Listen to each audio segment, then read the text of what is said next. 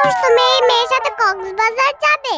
আমি থাকতে তোমার এই আশা পূরণ হবে না। আশা আশা, তুমি আসলে যা ভাবছো ব্যাপারটা তা না। আমরা তো অফিসের কাজে কক্সবাজার যাব।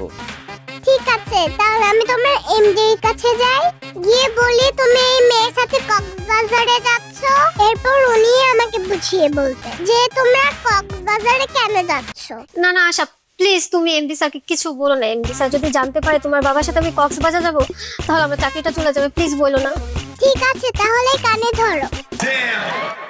বলো আমার বাবার সাথে কাজ ছাড়া কথা বলবে না, আর কোথাও যাওয়ার কথা ভুলেও ভাববে না। আশা, তুমি কিন্তু বেশি বাড়াবাড়ি করছো। তুমি চুপ করো বাবা। কি হলো, তুমি দাঁড়িয়ে আছো কেন? কানে ধরো, নয়তো আমি এমডি স্যারের কাছে যাব। না না, আমি কানে ধরছি, কানে ধরছি। এই যে দেখো, আমি কানে ধরছি।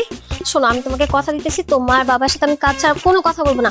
আর তোমার বাবার সাথে কোথাও ঘুরতে যাওয়ার কথা ওরে বাবা, আমি স্বপ্নেও ভাববো না। ভেরি গুড, যাও এখান থেকে। হ্যাঁ যাচ্ছি।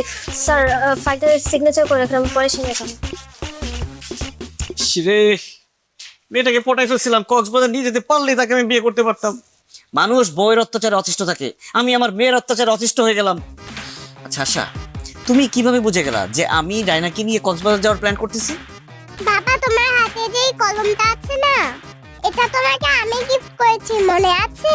হ্যাঁ মনে আছে, কেন? এই কলমের মধ্যে সিসি ক্যামেরা লাগানো আছে। তুমি এখানে কি করো আমি সব দেখি। আরো অনেক জায়গায় সিসি ক্যামেরা লাগানো আছে। তুমি যাই করবে ধরা পড়বে। Single father.